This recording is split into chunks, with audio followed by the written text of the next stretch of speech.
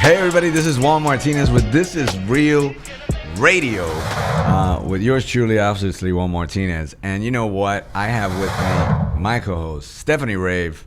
How's it going, guys? I'm glad to be here. Man, I'm excited, man. You know, here we are on 100.7 FM. We were on the radio with Get Wrapped in Real Talk Show years back. We were on about 5 years, and, you know, we planted a church. And so then, therefore, we kind of stopped because we didn't have the team and all that stuff. But now we're back. This is like exciting times. It's a big homecoming. Come on. It is exciting times, man. This is what they would call lit. And you know what they say? It's lit, right? And so we're hoping to bring back this we brought back this incredible show where we're going to be talking about to real people with real problems, always giving y'all real solutions. It's where we keep it real. You know, the world says 100.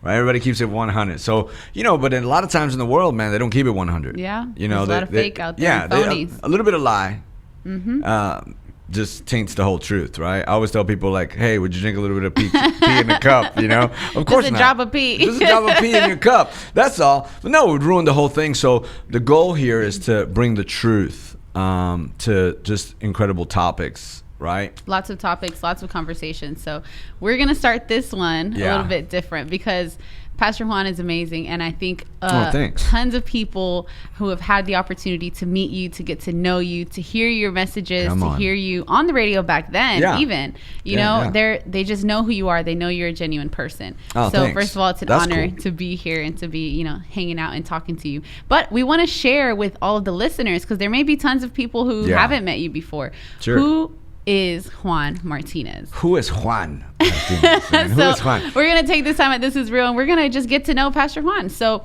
Pastor Juan, let us know who were you back in the day? How was your childhood growing up? Ooh, man. Describe that for us. I'm going to give you like the quick version of kind of who I was, right? So, of course, you know, at 13, I started getting high, kind of gravitated towards the drug scene and the club scene. I went to every club in New York known to man. I think I used to go to the clubs like Sunday through Sunday, like every day. Yeah, every day we had every week. For those listening that, you know, that know me out there, you know, we went like, I don't know, it was Fox's, then the Copa, we went to Studio 54, Roseland. So every day we were kind of like dancing, and we were selling drugs at such an early age, you know, about 14, 15 years old. Mom married my stepdad, and all of a sudden, you know, I kind of get thrusted into this life because, you know what?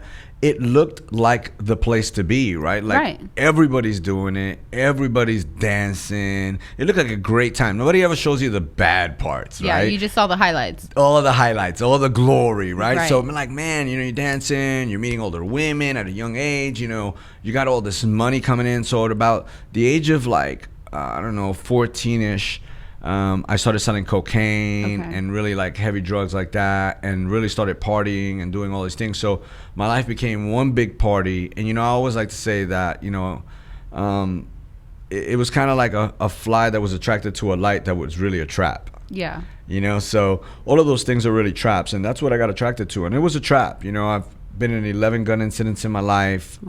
Throughout that course.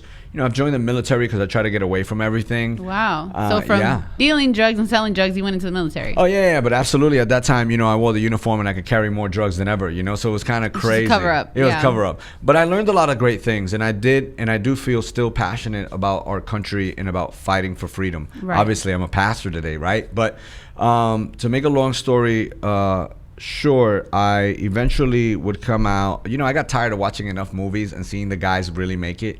Right. And so I was like, you know what? I you know, I would say I had faith, but it was for a demonic reason. And so I decided that I was going to sell some drugs, make some money, and then I was going to take a trip, you know, because back in the beginning, most of my family sold drugs.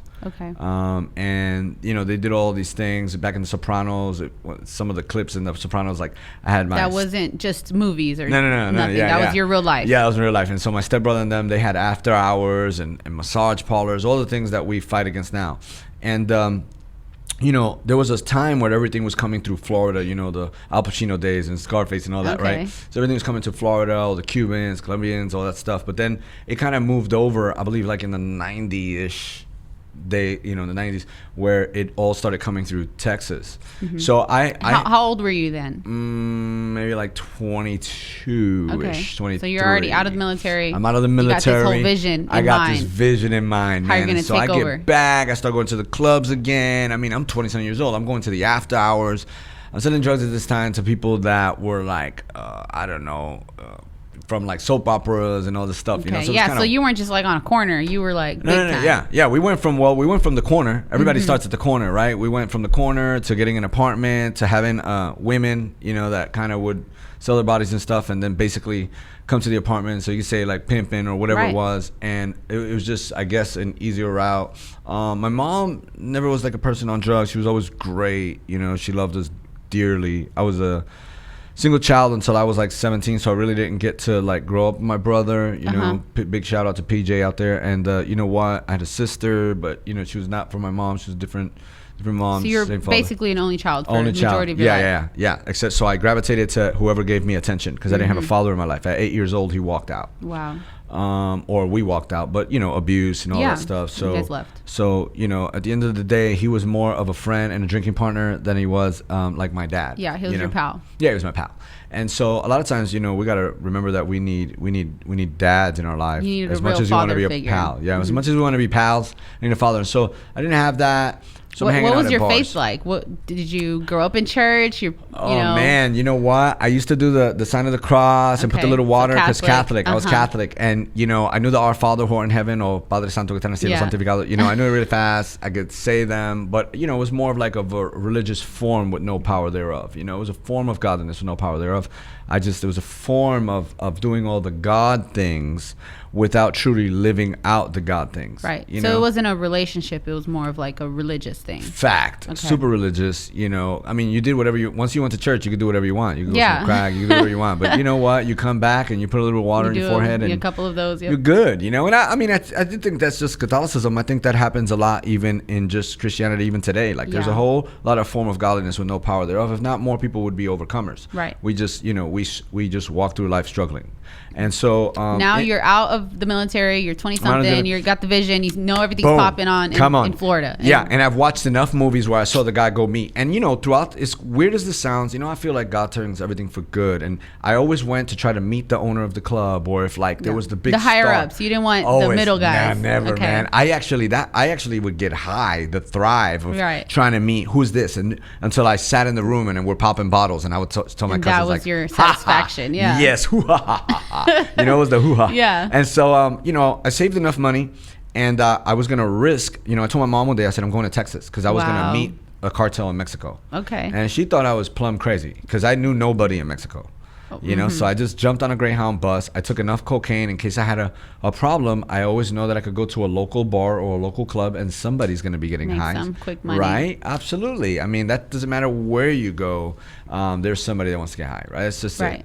And so I wound up in McAllen, Texas, right outside of Donna, right outside of Reynosa and Progreso. And as time went on, you know, there were two chicks out there. They took me into Mexico immediately. I went through this season of like just meeting the number 9 cartel's son at that time, and you know, on a regular day he's like 90 tons in his garage, and just this wild, crazy story. And you know, I wound up getting more hooked on cocaine than I've ever been, even though I was making money and all that. I was just like, I just loved parties. Yeah. You know you not only were you supplying things, you had your own addictions. I had a super addiction. And you don't ever really look at it as an addiction, right? Because when you are like the one that has it and you're throwing the parties, you think everybody else has the problem. Everybody else has the problem. You don't have the problem, but you're doing way more drugs because you're sitting there. You're getting high with tons of people. You got the women, you got all kinds of stuff. And the reality was that I did have a problem, and it was a bad problem. But I could never see it. You know, I always thought I still look fly. You know, no matter how much weight I lost and everything, I still thought I was, because you had the money, you were blinded. You had the goggles on. Yeah, man, and you were just straight blinded. Like you could not really see what it was. Probably everybody else could, but even the people in your own circle, because they were, they wanted what you had. You know, whether it was money, drugs, whatever it was, the clout, remove the red rope from the club and everybody gets VIP in, the section, VIP, the special treatment, popping. You live in a video, come on. And so I wind up going to this place, and I wound up getting extradited. You know, I get arrested because I get extradited going back to New Jersey. It took about 18-day trip. I memorized. I met a guy. Everybody there was like feds, and they all had these really big charges. I had a little corny charge back in Jersey, and what ended up happening was that this guy I sat next to, you know, we're shackled to each other. And he winds up telling me, hey, you really want to make money, you got to go to Breckenridge, Texas. He gives me an address, 506 West 6th Street, Breckenridge, Texas, 76424. I still remember it to this day, because for 18 days I was saying that address, and people would try to talk to me, and I would say 506 West 6th Street, Breckenridge, Texas, 76424. And when people would try to talk, I would say, shut up, you know, and I would keep going. And eventually what winds up happening is that I get to New Jersey on day 18. I ask somebody for a pen. I write down the address. I start finally, I got the Fidel Castro beard. I mean, I'm tripping. I'm like going crazy. I was obsessed to I still remember. Yeah. And I wind up writing, they write to me. I wind up meeting some chick in the address, you know, and it was like, oh God. But, you know, I just got out of prison, so I didn't really care. So I'm like, hey, what up? And so I wind up meeting some people, and before you know it, you know, they don't have my drug of choice, and I wind up trying meth. And, so before this, meth was not your thing. You were never in a million. It was coke. You know, I would smoke weed, sell coke. You know, I've tried just about every drug. And now you're in Texas. Now you're with this big. Oh yeah, now they're like, this new address they're giving you, and some Aryan Brotherhood, and they're like, yo, I'm surprised that I didn't die because it was Aryan Brotherhood, you know. But they're like, they saw, I guess, the hustle, and they wind up selling meth, and I wind up shooting meth for the first time, and selling meth, and just really becoming one of the main meth distributors in all from Mesquite, Texas, which was by Dallas, all through 20 and 30, all the way through Breckenridge, Albany, Cisco Ranger, all the way up to Odessa. Right. And that was just probably the downfall of my life, right? I'm on all kinds of drugs. I got all kinds of drugs, you know, and little by little, I felt like God was talking to me, and everybody thought it was crazy. Right. But I was in a car one day, and I mean, I'm at this time, just the craziest things that you could think happen, right? We're not going to go in detail, but just the wildest thing. Breaking Bad, right? It's just crazy. Real life movies, right? Everything's happening. Just perversion, all kinds of stuff. You know, you're addicted to everything. There's this whole vibe that's in that world, right? We're not even clubbing no more. Now everybody's getting high and having great parties and just messing up big time and trying to make as much money as you can. What winds up happening is that I'm sitting in a car one day, and I never really talked to God my whole life. I did the whole Our Father, and there's a girl sitting in the car. There's actually a video of this on YouTube, and you know, she is actually, you played it. I sure you did. You played the part, and so she's everything kind of slow motions, and you know, I remember sitting in that car, and I remember just really like impressed the words like, "Why are you killing, stealing, and destroying the very lives I'm giving people?" And I didn't even know that was John 10:10. Yeah, that's not something that you knew. Yeah, and I'm sorry I got a little emotional, you know, but it's just really surreal to me that, you know, I'm even sitting here, you know, doing this whole radio show and, you know, reaching people in the kingdom, because the reality is that if God has a plan for me, He has a plan for you. I'm sitting there, I hear all this, and you know what? I'm just bawling, man. It's like something happened. Overwhelming. Oh, very overwhelming feeling. Like someone would say, like the Holy Ghost, you know, I didn't start talking in tongues, but it was that kind of feeling. Yeah. And the girl. In a car. In a car. On a run. And we got tons of drugs in the trunk. I'm talking. We no got altar tons. Call, no altar call, pastor laying hands, no music, nothing. Nothing. You it's and just God. Me. Yeah. And I'm just bawling. And she's like, "Are you okay?" You know? And what winds up happening is that all of a sudden my tears stop, and either I was super insane or something just happened. Yeah. So my tears stop. She gets regular speed again. She's like, "Are you okay? We're gonna go to jail." Yeah, it all comes back to life. Yeah, Stephanie, you did a good job at playing that part too. And you know, like I said, you can check it out on the YouTube channel. This is real, but you know, we're there, and it's crazy how I'm fine. But you know what? Something changed. Like I started thinking I was gonna drop off all these drugs in different homes, and I started thinking, wow, like every time I would drop it off. Because prior to this, you didn't have any conviction from the Holy Spirit. Ever. You didn't have that thought of like, hey, I'm doing something bad. Never. This is evil. Everything before that was just, this is fun. This is what I'm doing. This is what we're about. Awesome. Everyone around me loves doing this. And fact. That's just I how used it to is. even have fight, like, you know, God, if God was mad as it, you know, I thought I was going to heaven. Yeah. Right. You know, I thought I was going to heaven. You know, God, you know, planted the weed, and you know, these people are mad because they can't. They can't tax me. But the reality was that I just really felt like that, and I really believed the lie. Right. Like, you know, they're mad because they can't tax me, but I'm like a doctor. You know, I bring joy to people. I bring happiness to people. I do all these things. You know, and that was that, you know. And so I winded up doing all these things. So what happened after that moment that you felt like what we know now as the Holy Spirit just impact you? What changed after that? Well, what winded up happening is I started telling people like, hey, you know what? I feel like God is talking to me. And they would be like, what? They would be like, no, you're crazy. Tripping. You're high. Yeah, you're doing all this stuff. And yeah, exactly.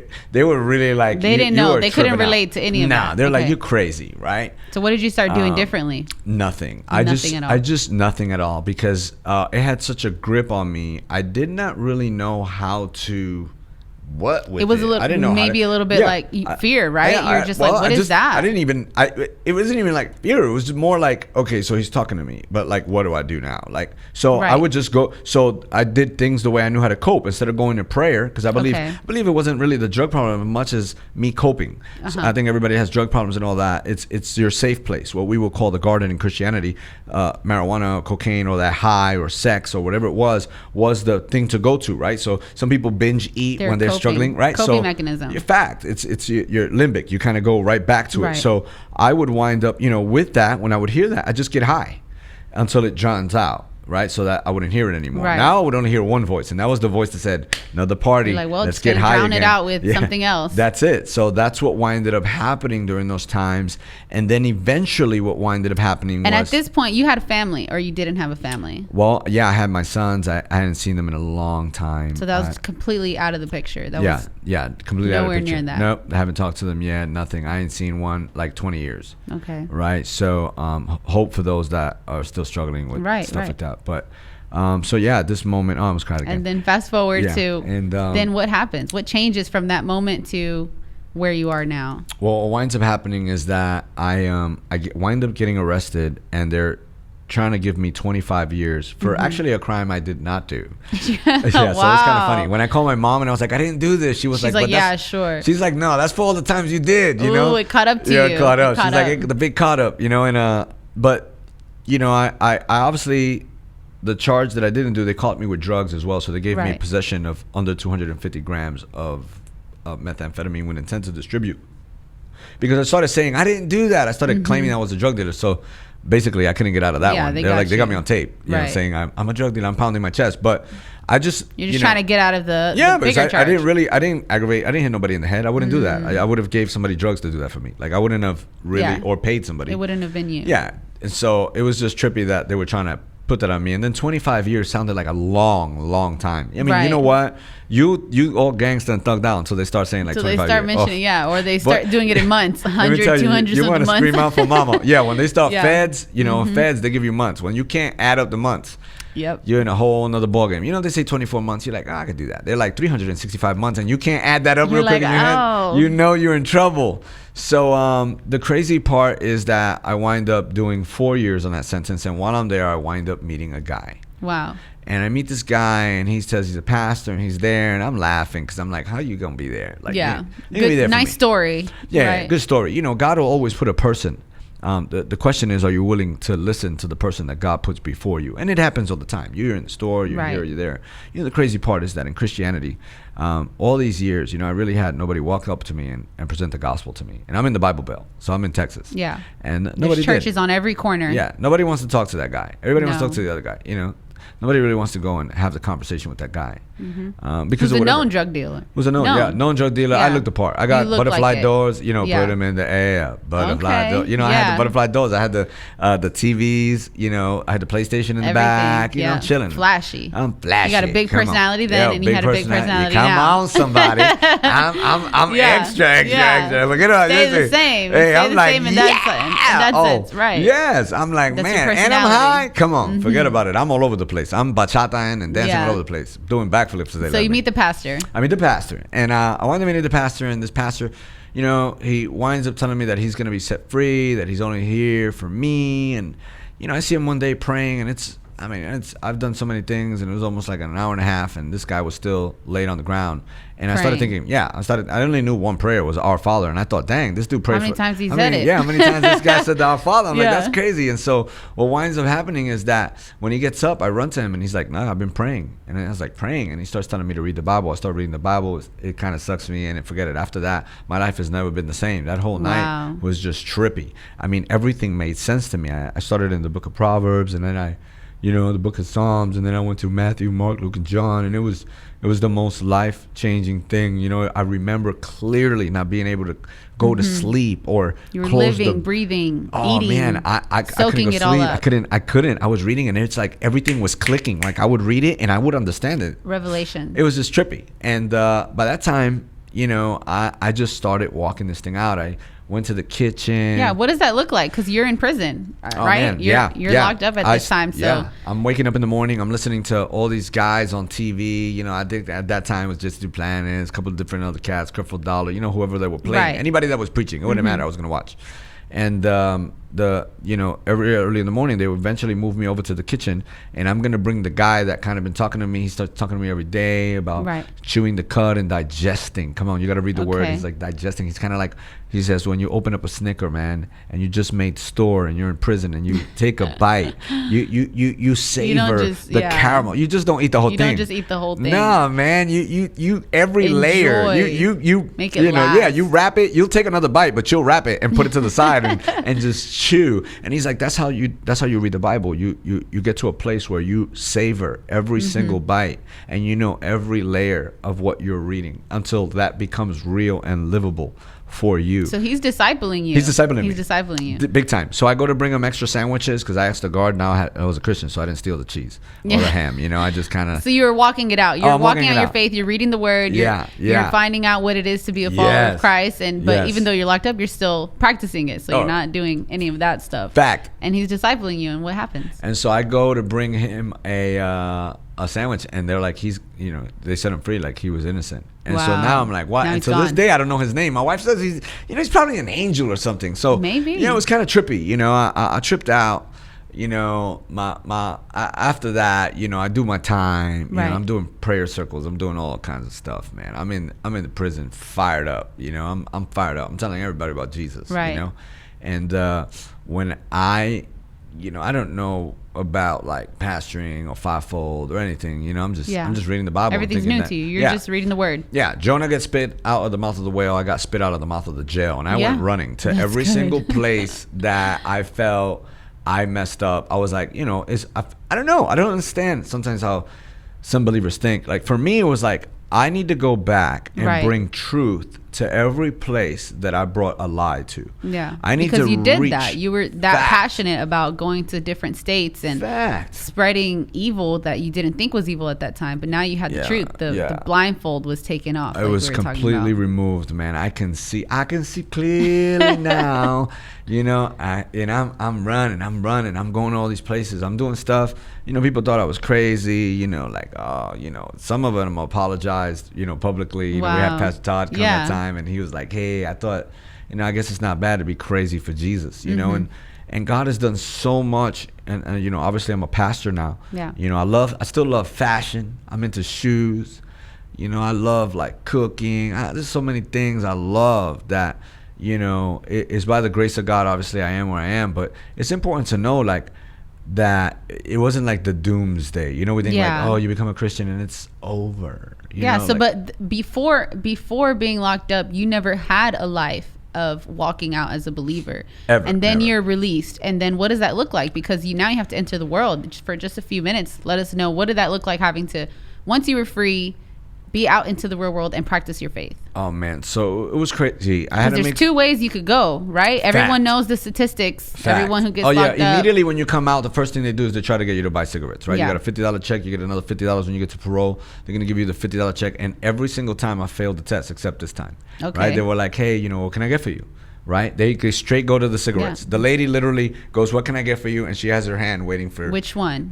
And so instantly I would have been like Newport Box 100s. Yeah. This is the first time that it was right there in my tongue, and I was like, no, you're not going to smoke. Wow. You didn't smoke, so you're not going to smoke. I was like, could you just cash it and fast, too? Like, she cashed Hurry, it. give me the money, let me get out of here. Run from that temptation. Yes. I ran out of the store. I jumped in the van. I'm like, go. And I'm telling the guy, man, I'm so happy I didn't smoke, and I haven't smoked yet. Of course, I get dropped off at the Greyhound. I got to call a guy named Mike Lanier, who used to come every Monday. It was the guy who came in. It was like what we do now. Yeah.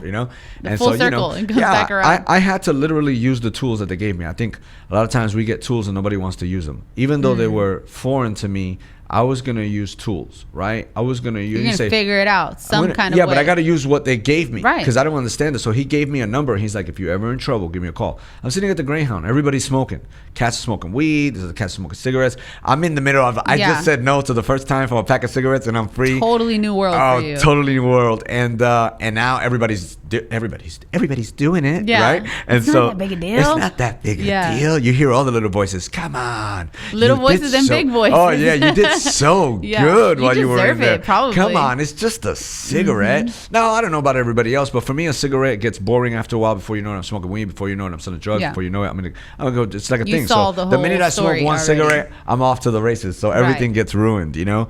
So this guy, he comes out. I call him. Here's a phone number. In case you never need any help. And that was instant. You're like, I need help now. I need help right now. So what'd you do? He came. He showed up. He took me to Taco Bell. I ate a taco. And he sat there with me talking about, just fun stuff. And what are my plans. And he was just there for you. He was just there for me, man. He wasn't preaching at you. No, he didn't do nothing. Any of that. And he's like, so the bus came. And then he put me on a bus. And I went to Calvary Commission.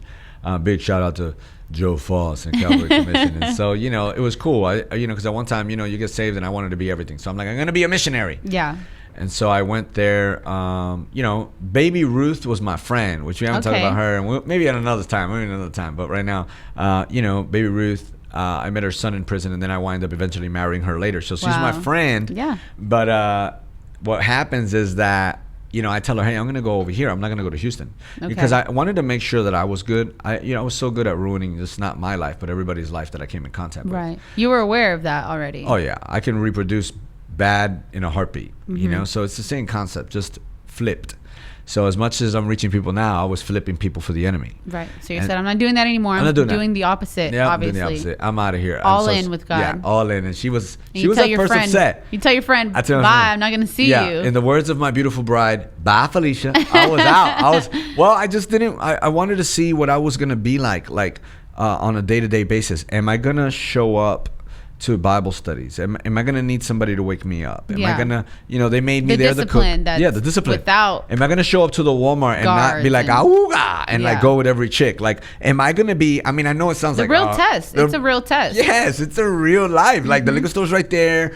3 hot girls on aisle number 4. Yeah. Another hot girl on aisle number 7, right? Am I going to respect them and say hello and walk away? Or am I going to kick on and be like, what up, girl? Just go back to the same old thing. Yes. And so I really wanted to put myself at a place where I could be held more accountable than just me and Baby Ruth at that time. Because, I would have flipped her. Yeah. So ultimately, once you give your heart, that's usually what happens, right? The stronger spirit wins, right? Yep. And she had just started walking, right? So we would have been both messed up. Both jacked up. Yeah. We would have been having margaritas, cars flipped, and all kinds of stuff. And so, that didn't happen. Really quickly, before we let everyone know who you are now, before we take a break, just quickly in 1 minute, tell us in a short sentence, who is Juan Martinez now? What is it? What do you do?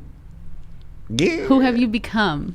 Come on, man. Because we know you as pastor. We know you on the radio. Yeah. Let us know any of the other things that you've accomplished so far. Oh, man. So since I've gotten out, actually I'm a director of the John Maxwell team. So I do a lot of leadership stuff. I love leadership. I'm also Dr. Love. Dr. Love. Dr. Love. Why? Because I'm passionate about marriage. My marriage is rocking. I received my PhD from Mr. Love himself, which is God. Jesus. Yes, Jesus. Come on. And so I'm passionate about marriage. I get to travel. I just got back not long ago from Alaska. Yeah. Preaching engagement over there. Wow. And so God's just doing some incredible things. I think next year is just going to rock. Obviously, we're back on the radio. We're reaching 51 prisons, I think 53 cities. We got a YouTube channel. We got a podcast. We have a church planting on the southeast side. We have one on the north side, 1 Spanish service, 2 services in English.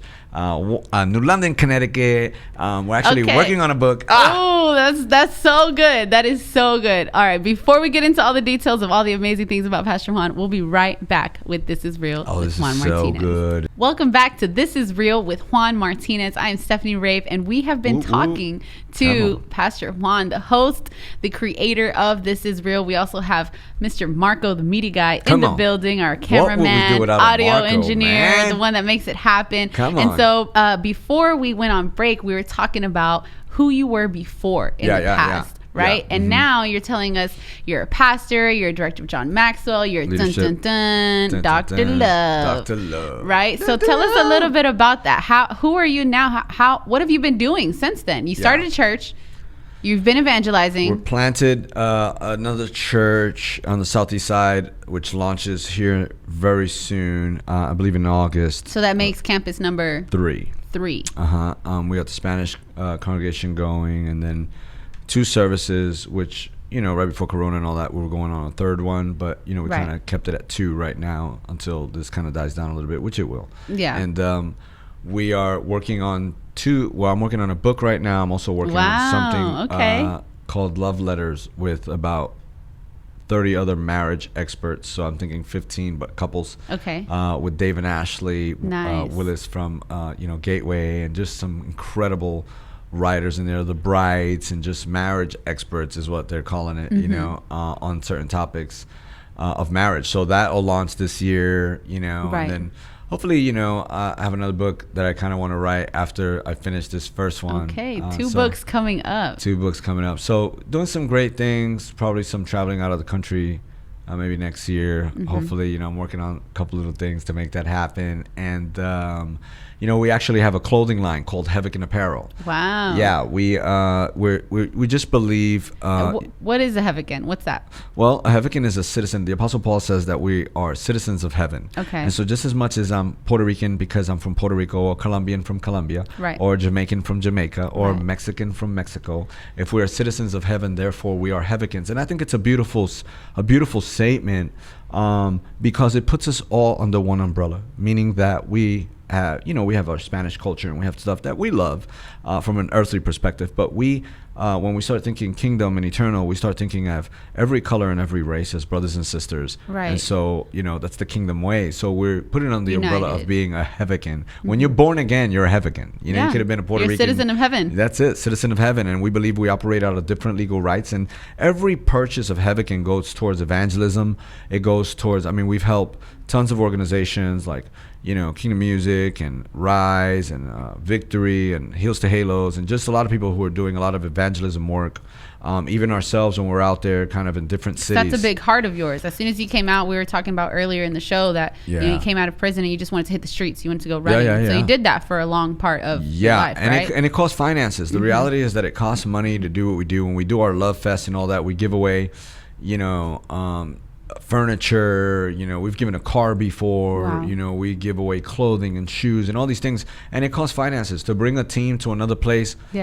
And really hit because we'll hit cities, we'll bring a team, we call it Mission America, and we'll take a team and kind of hit different places, and everybody has a job. We're teaching that church actually how to mobilize in their city and what to do. And so the goal is to really be able to go out there for a week with a team and really help some churches, because not everybody has that gift of evangelism, and some just really need that push. So that is a big heart for us, because that's what you were so, I guess you could say, passionate about before in the world, because you went from New York to Florida to Texas to Mexico, all of that. So you didn't know that you were utilizing it for evil, but God actually put that in your DNA. And now you're using it for the correct reasons. Brian Trejo wrote a song, State to State. Shout out to Brian T. Brian T. And you know what? It's just exciting to be able to be the hands and feet of Jesus. And a lot of times, not everybody gives, so we had to get creative to try to figure out a way. We call it purchase with the purpose. Right. We want to have fly gear. That's the goal, to have some really good fashion. I love fashion. I like shopping. I like that stuff. You know? That's really huge. If you guys haven't seen, look him up. Yeah, man. Juan Martinez TV. He's the fly guy. The fly guy. And you know what? I just really believe that it's okay as long as you have you're taking care of your family. You tithe, you give, you offer. Yeah, because God doesn't care about the clothes that's on you. Yeah, he doesn't. He's going after your heart. Yeah, so it's always a heart condition. Right. So if your heart is right. If it ain't right, get it right. If you know, but and your heart ain't right just because you're wearing bummy clothes. Yeah. Because your heart gonna be wrong. Right. Just wearing like, oh, I'm just gonna wear this. So that's not an accurate statement either. And you see Jesus all throughout the Bible, challenging people's hearts. So you're passionate about evangelism, and then you create a clothing line, apparel line, and that funds evangelism as well. But you also sharing, the books that you're coming out with, and your baby Ruth. Shout out to Pasolda. Come on. She's been a big part of a new relationship for you, right? Because you've never had a relationship. I hear you share all the time. This marriage has been your best marriage yet, because you didn't know how. I didn't before. Know. I had to learn how to be a father, because the way my Heavenly Father treats me, and according to how He is my Father, is kind of how I'm learning how to be a father. And, I honor my dad. I love him. He gave me great personality and stuff. It is what it is. He just wasn't there. And so, I love the man. We talk, randomly, but we talk. And the thing is that I had to learn really from my Heavenly Father what it's like to be a good father. But I also had to learn how to be a groom, because I didn't have an example of a marriage. So I had to be, I learned the way Jesus is with me, because I believe that marriage is a direct reflection of your salvation. Okay. Because I know that I'm a bride to Jesus, and so I should know what my wife really wants. Like I should know what should comfort her, and she wants security, and she wants to be loved, and I should know all these things according to what I want from my heavenly or my groom. And then He also teaches me how to be a groom to my wife, right? Correct. Because He's a groom to me.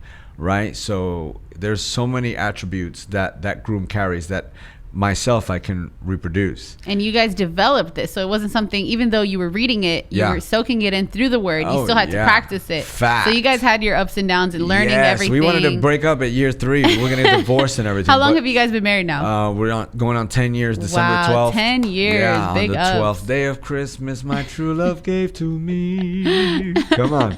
And so I actually married on the 12th day of Christmas. I never forget because of the song. So. 10 years, going on 11 together, or 12, because one out here, one when I was in prison, 1.5 when I was in prison, like 12 and a half, but 10 going on December 12th. And you know what? I'm a firm believer. I think the book of James talks about looking in the mirror and then forgetting what you look like. Right. And I believe that people are not experiencing the walk that they could, because it's kind of like looking at the mirror. When you look in the mirror, it shows you things you need to do. Like it might tell you to comb your hair because your hair is messy, or your shirt's on wrong, or whatever it is. Now the mirror will never fix your hair. It will never put on your shirt. It just reveals it to you. It just reveals it to you. So what he was saying there was, when it reveals it to you, it's still up to you to fix the hair. Yeah, because you can look at the mirror and see yourself all jacked up and walk right out the door. Yes, and so you could stay jacked up. Yep. And then that's what it's saying. You keep looking in the mirror, but you keep forgetting what you look like. You keep forgetting. Yeah. And God's word is the mirror. And when you look at the mirror, you should, by His Spirit, be able to move in the direction that He wants you to move. And sometimes it's real difficult, but it's very rewarding. So we decided that if we wanted, I remember asking my wife, is this love worth fighting for? And we both said yes. And it takes 2 people, so it can't just be one. Teamwork. We decided that we were going to fight for our marriage, and that we were going to invest in our marriages like if we were gardens. Wow. And that what we would invest in our marriage, and what, if you want tomatoes, you plant what? Tomatoes. And if you want watermelons, you plant what? Watermelon seeds. So the fact is that I wanted love, joy, peace, patience, kindness, goodness, faithfulness, gentleness, and self-control. You start gardening. So I started gardening.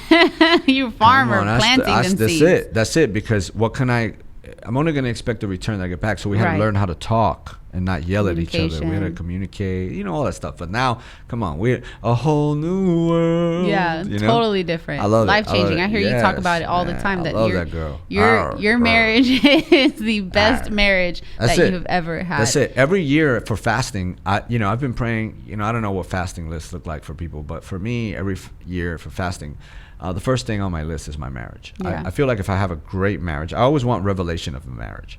I'm like, God, give me more revelation of the marriage. I want to know.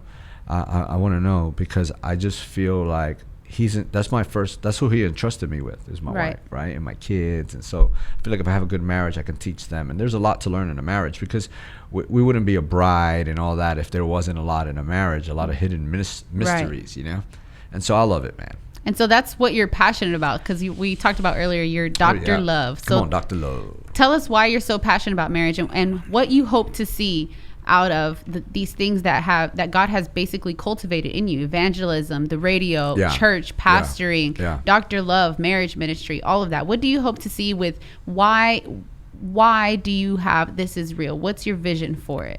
Well, we every now and then, obviously, and This Is Real, we'll probably have some marriage talk. And, we do a thing called Marriage Mondays. Come on, which we are planning on launching. We kind of started the group.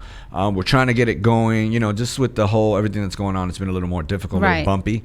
But we started a Facebook group called Love Wins. Love always wins. Love wins the married life. And the goal with This Is Real, and even with that, right, is to keep marriages sound, man, so that people, there's a big divorce rate. And how could there possibly be such a large divorce rate in Christianity? If God is love and we know love, then we should have the greatest relationships in the planet.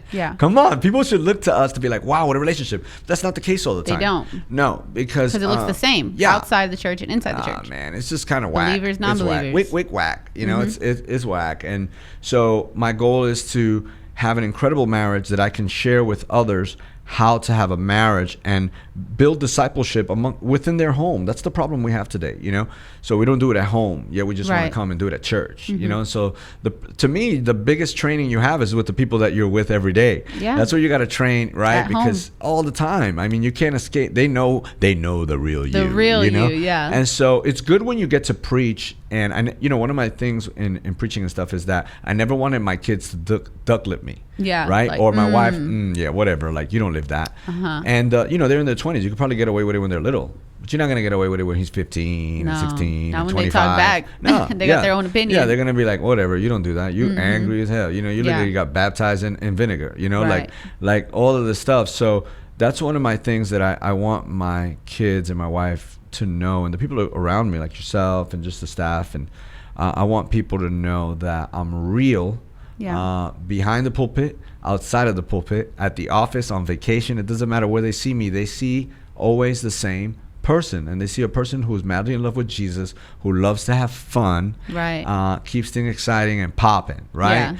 And so when you say, that's how I live my life. So the goal of This Is Real is to bring guests that have real problems with real people with real problems, to also give you real solutions. Because someone can say, well, you have a church, you already have people who listen to you, but This Is Real is on 100.7 FM. So what's the reach that you're looking at right now? Well, right now I think we hit 53 cities and about 51 state and county prisons, jails and prisons.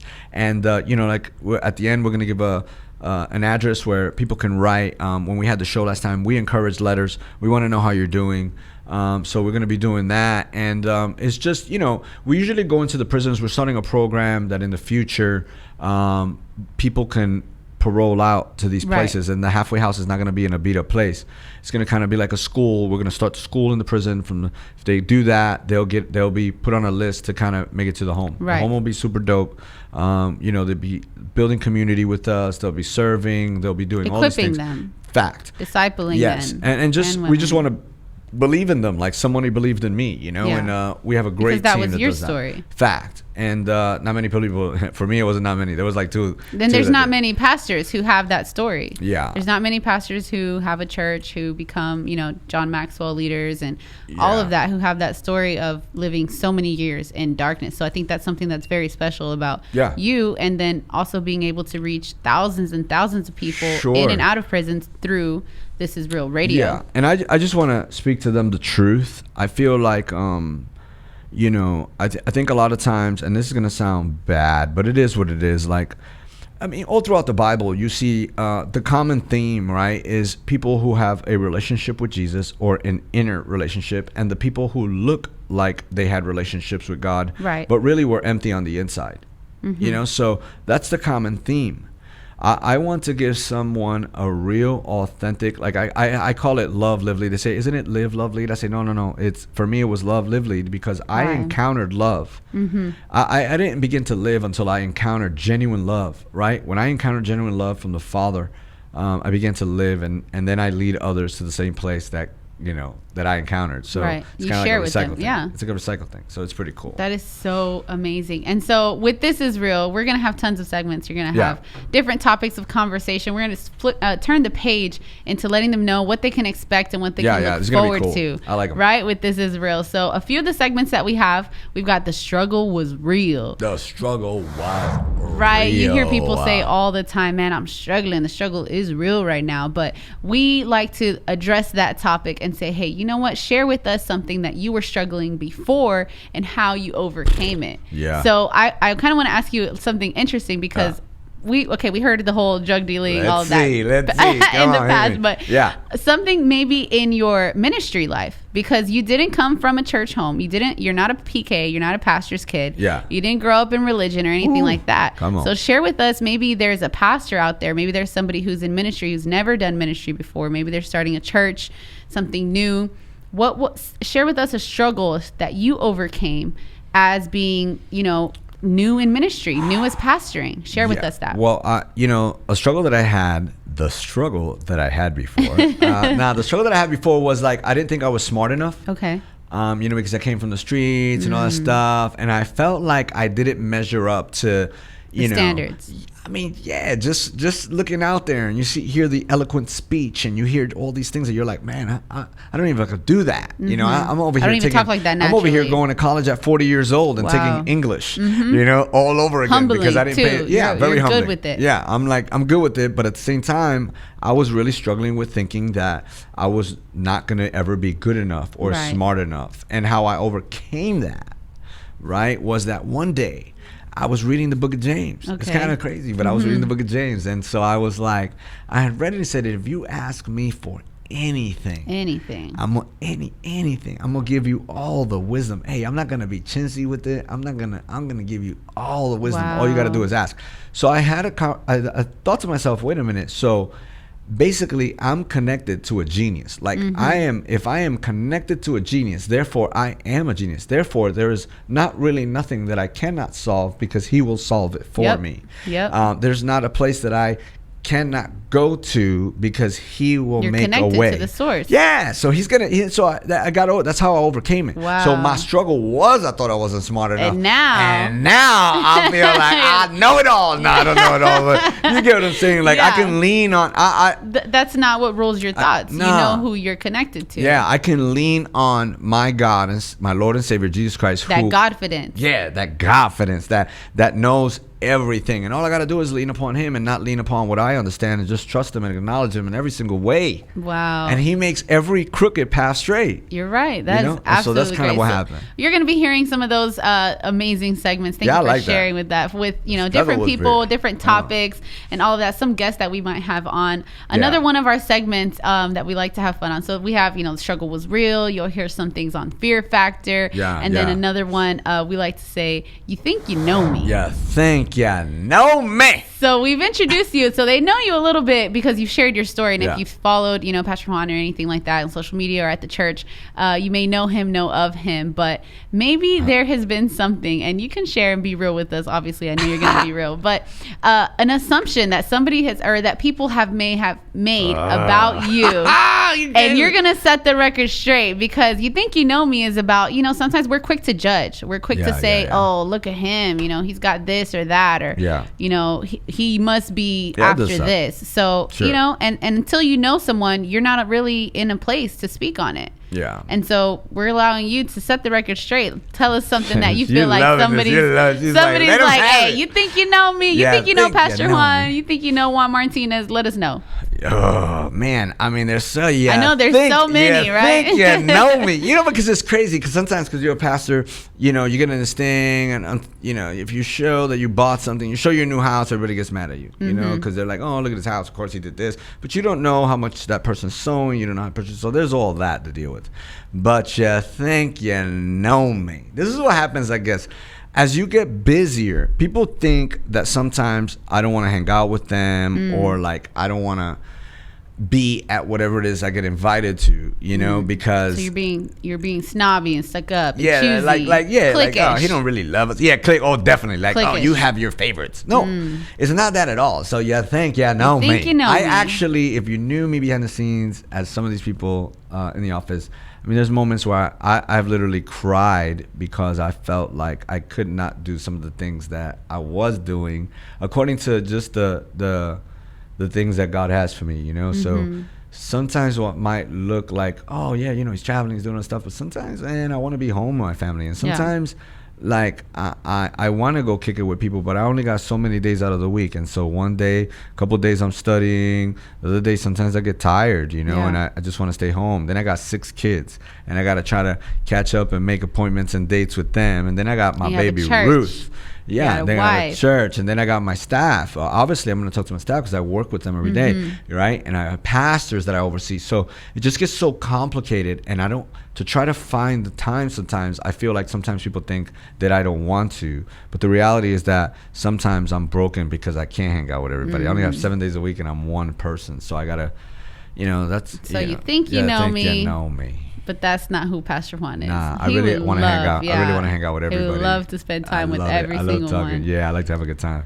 So we're going to be, you know, mercy and grace for those who think that, you know, Pastor Juan is cliquish. He's not like that. He's not about that. Not at all. All right, so another one of our segments is Dear Younger Me. Dear Younger Me. Dear Younger Me, of course, we all want to go back in time and say, man, I wish I would have done that, or I should have listened to so-and-so when they told me. Yeah. But sometimes we don't listen to anyone else, and all we can listen to is ourselves. The only person, right? I know what I would say. So, Dear Younger Me, what age would you talk to younger Juan Martinez, and what would you tell him in just a couple minutes? Okay, well, 2 things real quick. Number 1, I would tell everybody who thinks reading is not cool, I would have went back to maybe about 13, and I would have told myself, begin to read.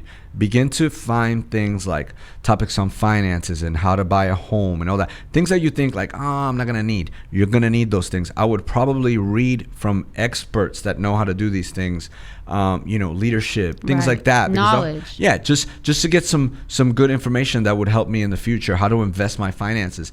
And you say at 13, yes, definitely 13, 14 years old, I would read some of those things. The other thing I would go back to the kid who thought drug dealing was cool because he was watching all the movies and all that, and he quit baseball when he probably, I'm gonna cry. He could have probably played and did a lot of things, even though I'm happy with my life right now, you know, get it wrong, but I would have probably went back and told him not to quit because, you know, he could have been somebody rather than choosing the thing that everybody else thought was cool. So, I mean, you're already cool. I was already cool. Yeah. I don't know what I was trying to improve. Like, I was cool. Yeah, man. Always I was fire already. Yeah. I was rocking yellow sneakers back then. You know. And, you know, but, yeah, I would definitely go back and tell that kid, like, yo, you know, you're already cool. Like, run your race. You know, it might look different than everybody else's, but run it, young man. So that's like teenager 13. Yeah, I'm like 13 years old. So what would you say to maybe 40-year-old, like you were talking about, 40-year-old Juan Martinez, when you're trying to figure everything out, you're not, you know, you're walking the path, trying to stay straight, just quickly in a minute.